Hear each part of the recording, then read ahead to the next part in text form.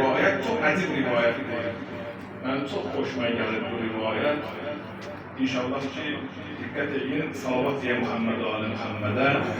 Allahümme salli ala Muhammed ve ali Muhammed. İmam Baqir aleyhissalam. Neçənci imamımızdır? İmam-ül Xamis.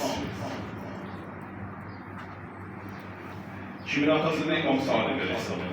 Kimin oğludur? İmam-ı Zeynul Abidin aleyhissalam. Ruhumuz sədə olsun. 5-ci imamımız İmam Baqir. Buyurur rivayette. Ma mu'mineyn ismi kim mu'min İhtəcərə əgər düşərlər fovqə sələsə 3 gündən artıq düşsələr İlla bəri'tun minhuma bəri'tun ənə İmam Baqir bəri'tun minhuma Salisə. Yol-mu salis mən onların ikisindən də uzaq olacaq. Burada bəli düşsənlə yox, onlar ikisindən də uzaq. Bunları qəbul edəmirlər. Çünki niyə bunlar haram iş görürlər? Bu arada var, hədisin ardı var. Çox ədib niyə buradır? Dedilər ki, bizim dil desək, ağacan, Qəbilə ləhilə Yəbnə Rasulullah, Xazə halə zalim, Fəma bağlıdır. İki tane mümindir, biri birine zulüm edip, biri məzlum olur, biri zalim olur. Küsübülər. Düz deyil, yok. Biri zulüm edir,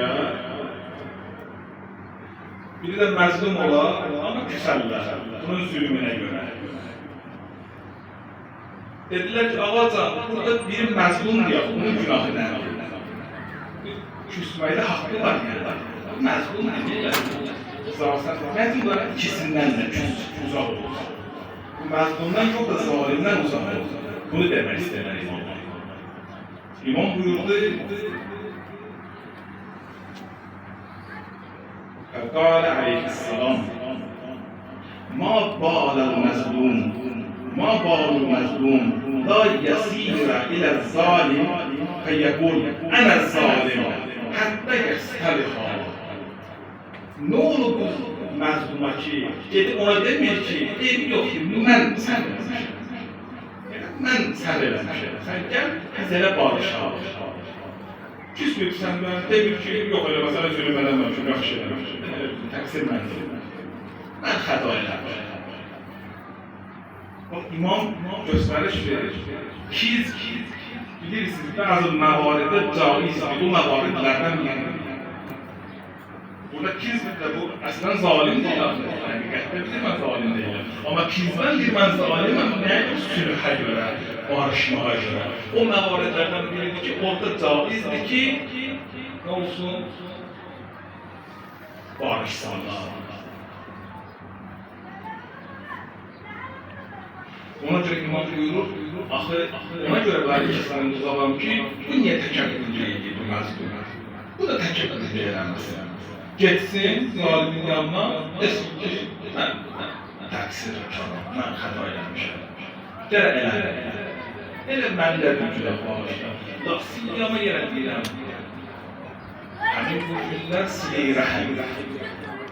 Hətta qohum pis olur, o sənə zülm edeyim. Amma bu günə xatırda ilahi, sırf səni niyyət edirəm. İnan ki, Allah Teala balaca əməllərlə, kiçik əməllərlə bəndələrini bağışlayır. Dedim, ilahi, mən sənə görə edirəm. Edirəm, ilahi, salam edərəm. Bir günləri dövür rahatdır da, telefonla zəng edirəm. Biraz səs göndərərəm, ona bir dənə. Deyirəm, bayramımız mübarək olsun. Allah sizi yüksələrsin. Dua eləmək. Və Allahla öz aranda danışır. Beynək. Demə ilahi, mən bunu eləyirəm sənə görə. İlla libəcəyik. Ya Allah səndən rızayətlər.